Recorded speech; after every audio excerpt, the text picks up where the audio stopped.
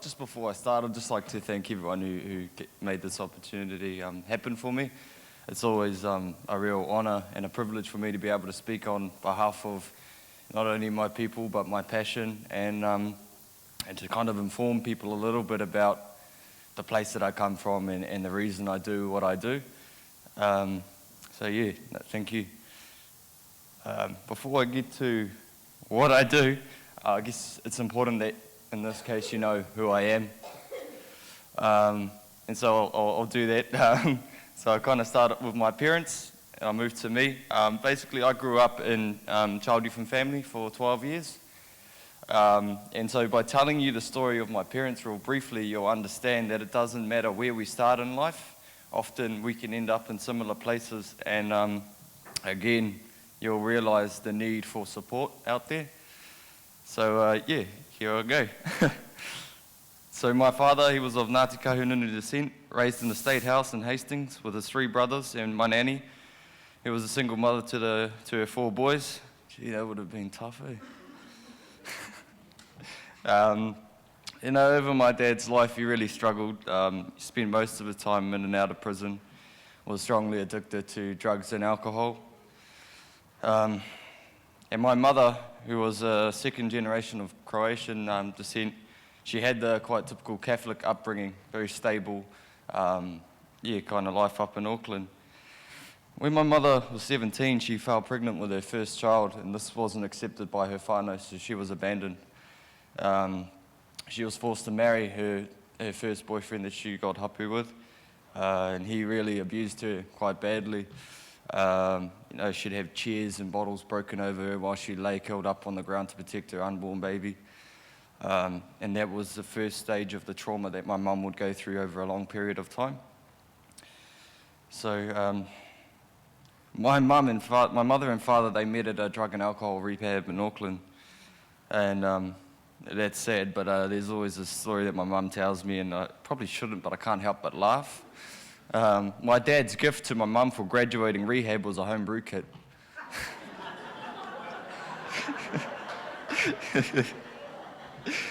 Yeah. Yeah. Sorry, I can't help stop laughing at that one now. Yeah. So, as I said, my mum went through some trauma, but I won't go into the specifics because there's so many, and it covers such a lot of time. But what I'd like to really emphasize here is that the need for support is huge. It can determine how long and to what extent experiences affect us as people. When my mother was blessed to meet my father and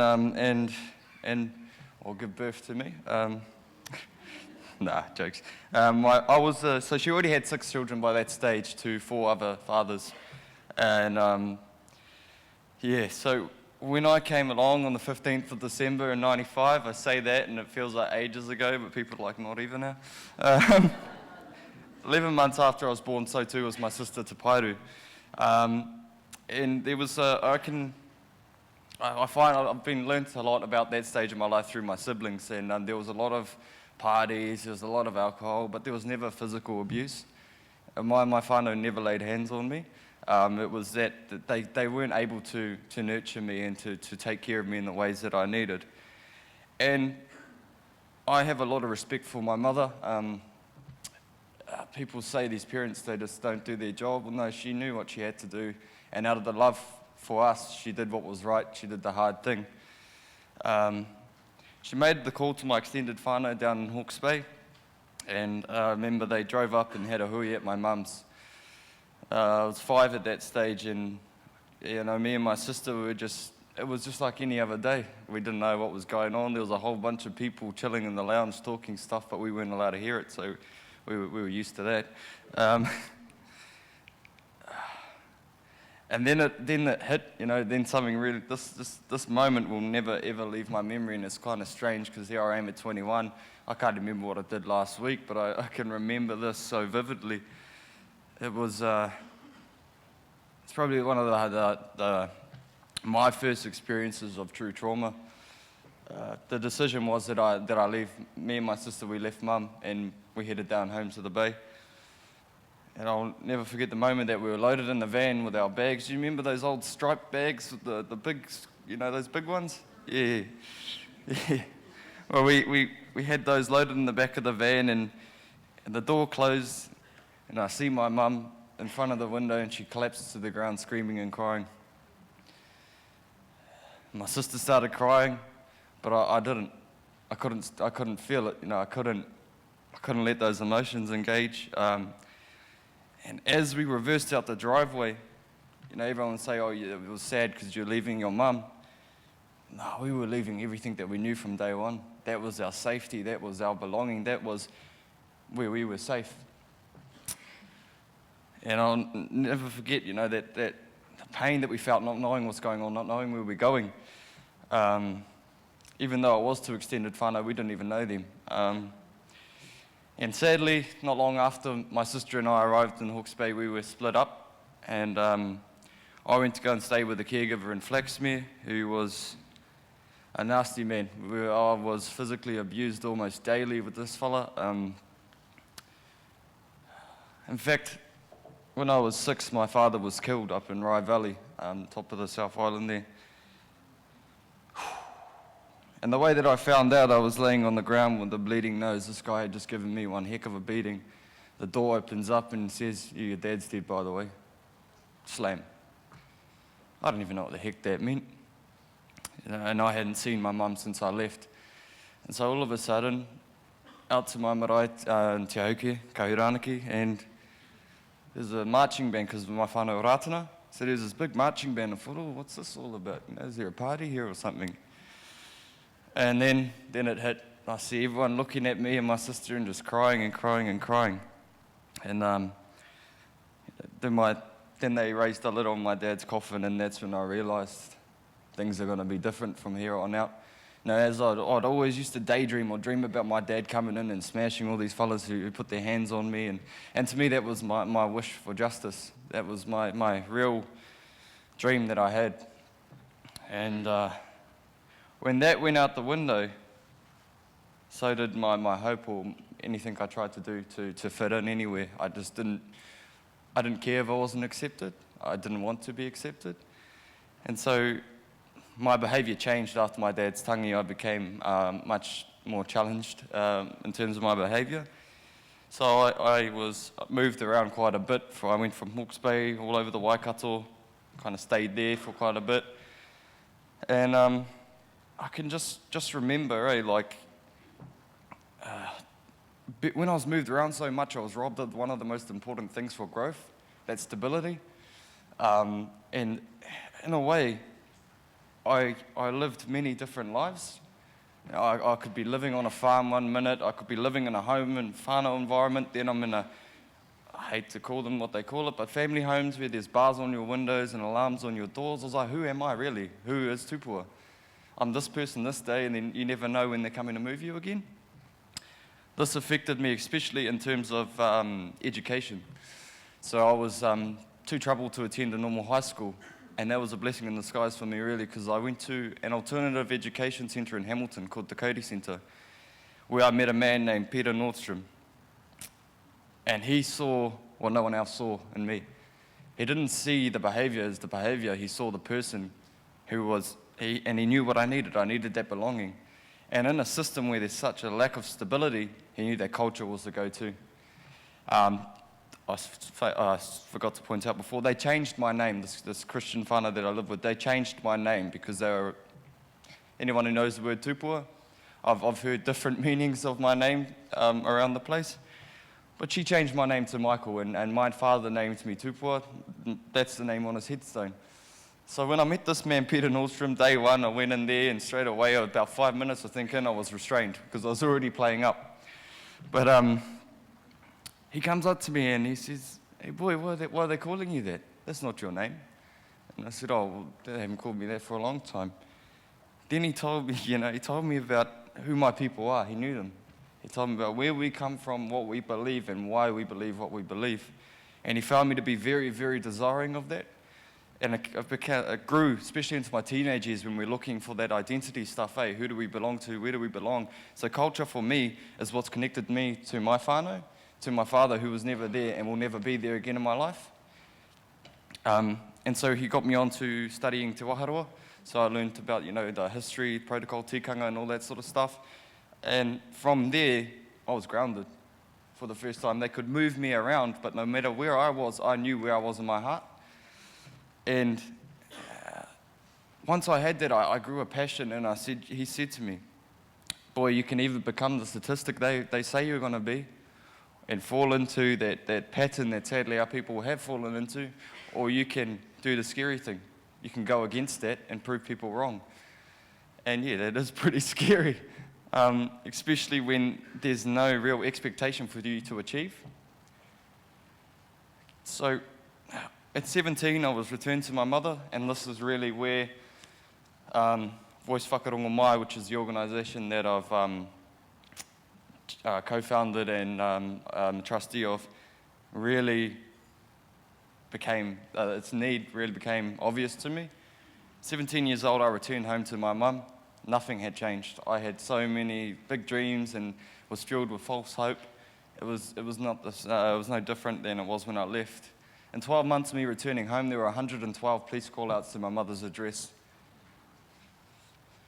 That's the effects of a childhood of trauma, of pain, of neglect, and having this dream of belonging at home, going home, and being accepted for who you are, and that just that place that you belong, you got it back.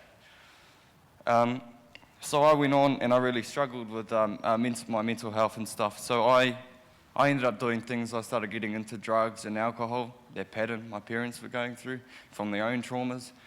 And then I ended up self-harming and attempting suicide. Now, I gave up on myself. I let the challenges take their toll on me. And then I remember looking around that room in the hospital, and no one was there. No one was there because no one knows what it is like for children in the system.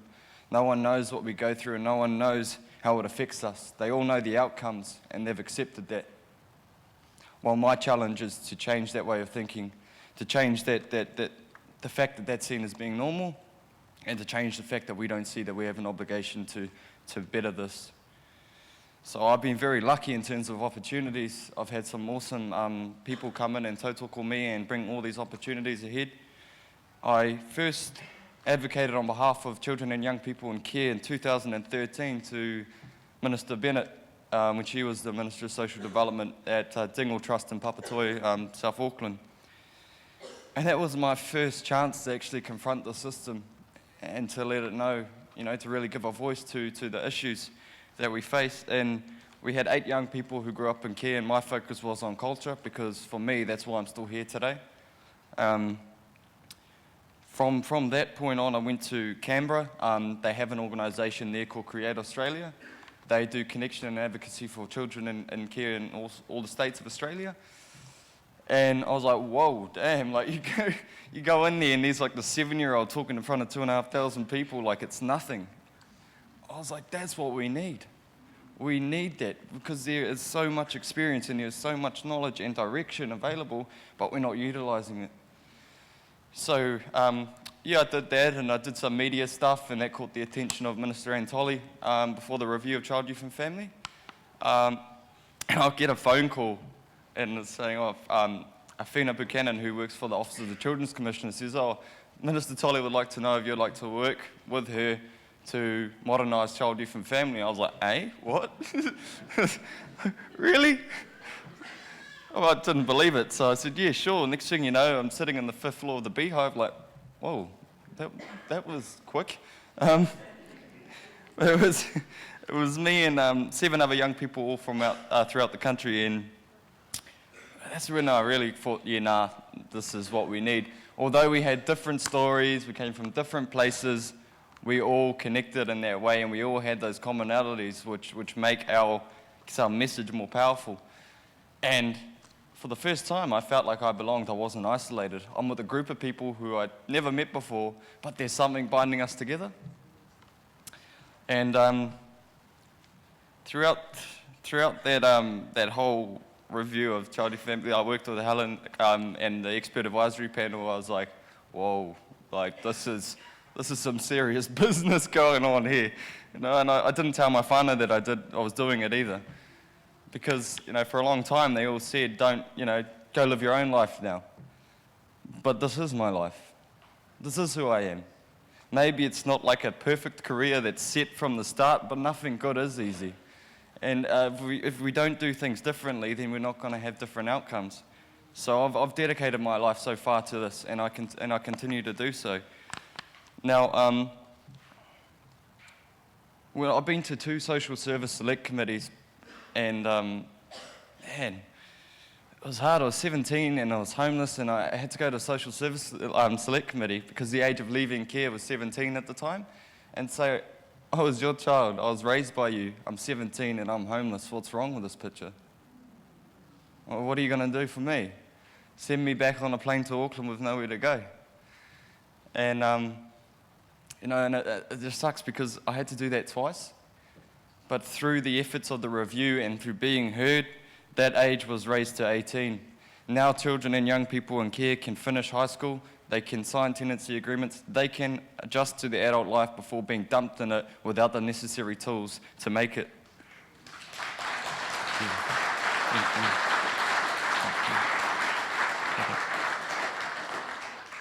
And if that's the impact of people having a voice and believing in the power that they hold as a collective. And I've always said, I don't mean to offend any government people in the building, but government is where laws are made. The community is where changes take place. If we keep looking to the government to make true impacts in our lives, then we're looking in the wrong places. We've got to see communities as a collection of people with hearts, minds, and souls, not just this on the outside. Now, as soon as we value that, as we're all susceptible to the same things, and we really embrace that sense of whānau and connectiveness, then the power is given to them. It's not where it should or needs to be.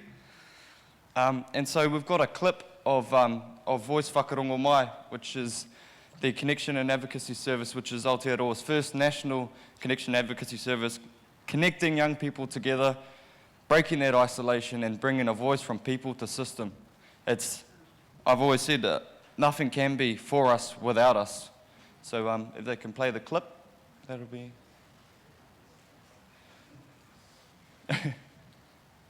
You got the clip? No.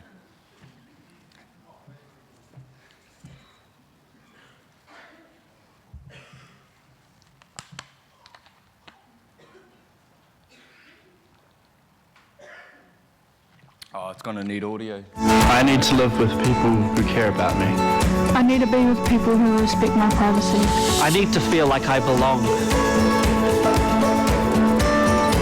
I want to be included in the plans being made about me. I need to know what's happening to me and why. It's important that I have contact with my whānau and friends, and I need to know why if I can't. I need to be supported in my education. I need to do things that are important to me. I want to feel like I matter. I need someone who will listen to me. I want help to learn how to trust people. I need healthcare just like everyone else. I want to be treated like a normal person and not defined by my mental illness. I want to be encouraged to make good decisions. I need advice from someone who I can trust. I want access to my files because it's my life story. I am not a file in the system. I have a heartbeat. If you need help, look at our website or get in touch.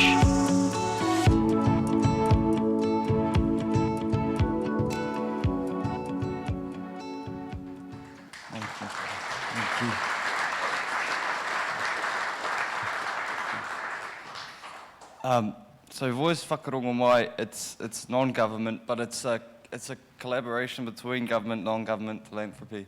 But one of our key relations is iwi, because if you look at the statistics, most children in care are Māori. And I've said before, especially on the radio interview in terms of the government and stuff, I said, I'm sick and tired of seeing Māori being labelled as a troubled group. And I think I said it on Native Affairs not long ago. The problem is that we have a system that's been designed from Pākehā and it's supposed to work for Māori. And that's why I'm really encourage everyone to just to own that power that's within you and to really do all that you can to affect the people positively around you and our people in care. And I love, we are going to create a culture from within, one that's not negative and not one that says that we're not going to achieve greatness in life. We're doing a lot of connection activities. We've done one in Marae with Ngāpuhi. We've got the CEO of Ngāpuhi Iwi Social Services, Liz Marsden, she's on the board with us. And I'd really just like to encourage you all to engage with Voice Whakarongo Mai when it heads down here, because iwi is going to be the backbone of it going forward and making sure that we can truly change the path that our people are going in terms of those in care. It's something that I really hold close to me because it is who I am. It's as simple as that.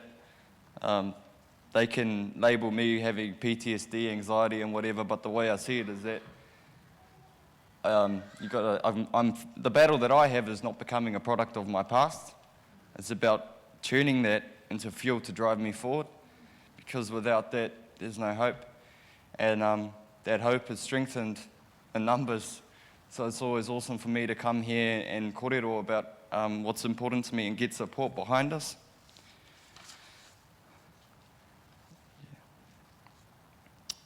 So yeah, I think that's all that I got. Is there any questions actually?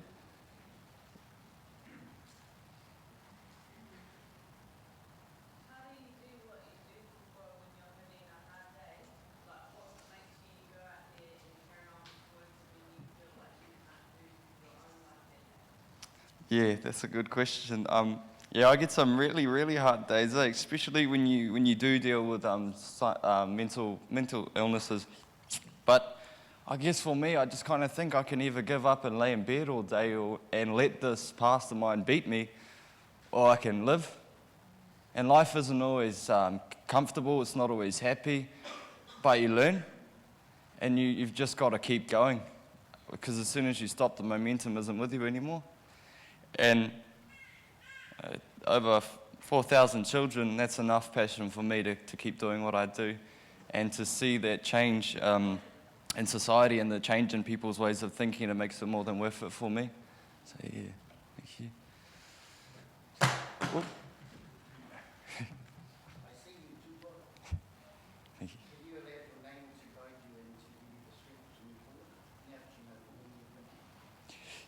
Sorry, could you repeat that, please?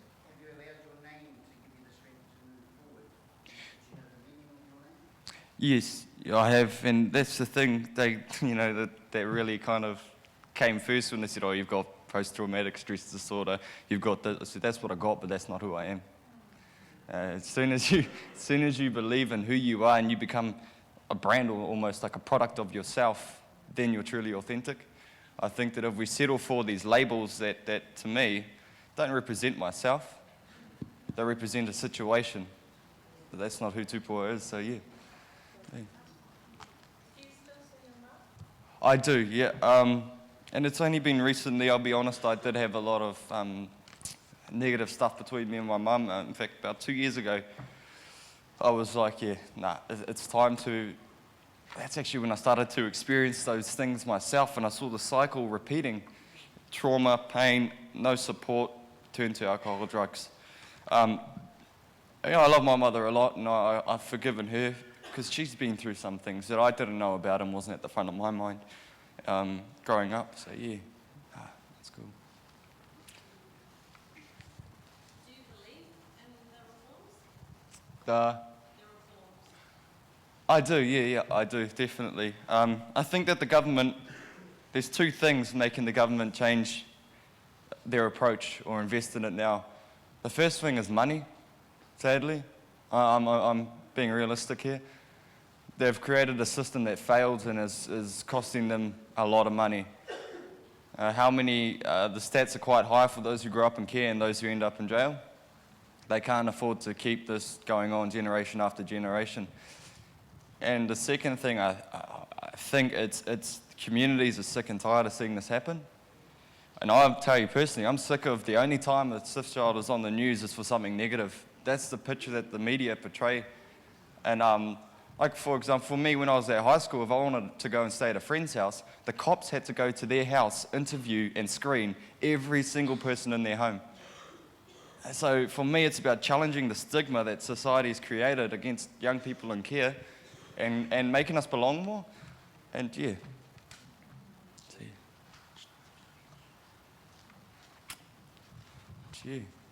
I'd just, again, like to thank everyone, and so I've been a bit rusty. I haven't spoken at one of these in just over a year. But yeah, I'll just end with this. When I was asked to write something to Oranga Tamariki, I said, the most important thing is to people like me, or to young people who have been through some things in life, is to not lose your uniqueness as a person and your mahi. We need people, not positions, in our lives. So really just embrace that heart, mind and soul and bring it into the lives to heal. And there's nothing more important than a person's time, like fully their attention and everything. So again, I'd like to thank you for listening and for not being a scary crowd. So thank you.